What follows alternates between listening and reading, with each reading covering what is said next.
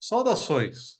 É uma honra para mim, Hector, e meus colegas, Ricardo, Sidney e o professor Leopoldo, de dirigir a palavra. O dinheiro ausente que não fez falta traz à luz a oportunidade de agir e, ao contrário, de reagir ao antigo problema da inadimplência. Agir antes que sequer exista, o que pode minimizá-lo ou permitir um pouso suave, ao contrário de uma queda abrupta.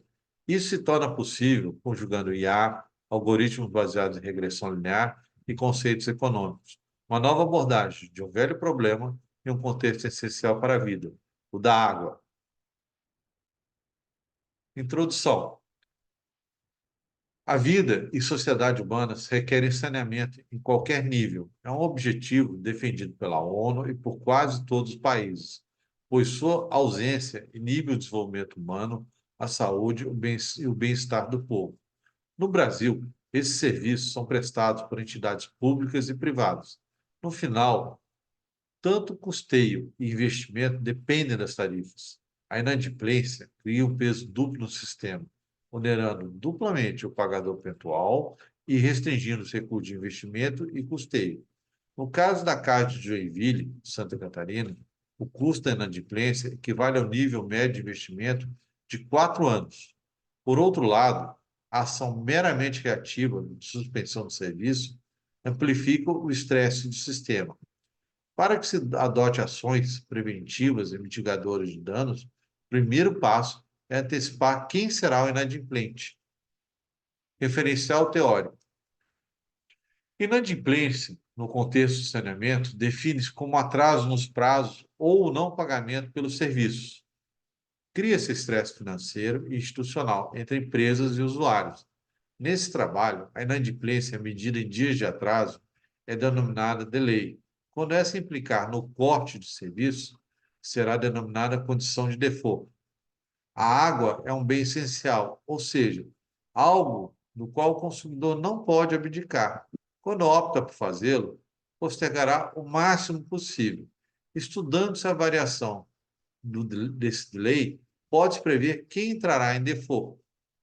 Sistemas que aprendem com dados e tomam decisões têm se tornado uma realidade cada vez mais concreta, com supervisão humana ou totalmente independentes. Completa independência exige grande esforço, mas o benefício é compensador. O esforço pode ser único, mas o benefício é contínuo no tempo.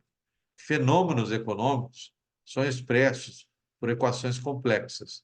As técnicas de regressão linear os reduzem a sistemas mais simples, mas mantendo as relações de igualdade e propriedade básicas. Dos algoritmos que usam essas características, destacam-se os que dividem esses dados usando regressão linear em conjuntos sucessivamente menores, como uma árvore, e por isso são denominados árvores de regressão, em inglês regression tree, obtendo resultados de previsão satisfatórios. Há métricas para sua avaliação. A mais importante é o R2, ou coeficiente de determinação, que pode variar entre zero, no qual não explica absolutamente nada, ou 1, onde explica tudo. A extração de dados tomou faturas com vencimento entre junho de 2020 e maio de 2022 e foram extraídas em 16 de dezembro de 2022. E os dados que permitiam a identificação dos usuários também foram eliminados para preservar sua privacidade. Metodologia. A evolução do prazo de pagamento pelos usuários permite a identificação de quais entraram em default nesse período. Há 3,6 milhões de registros, dos quais 154 mil estavam em condição de default. A diferença entre data de pagamento e vencimento em dias foi registrada na variável delay. Cada mês e ano foi designado como uma referência. Um para junho de 20 e sucessivamente até 24 para maio de 22. Primeiramente, os dados foram pivotados em torno da referência e agregados por matrícula. Cada referência de 1 a 24 contém o respectivo delay e default. Desse modo, a tabela reduziu-se para 163 mil linhas com 48 colunas de variáveis explicativas.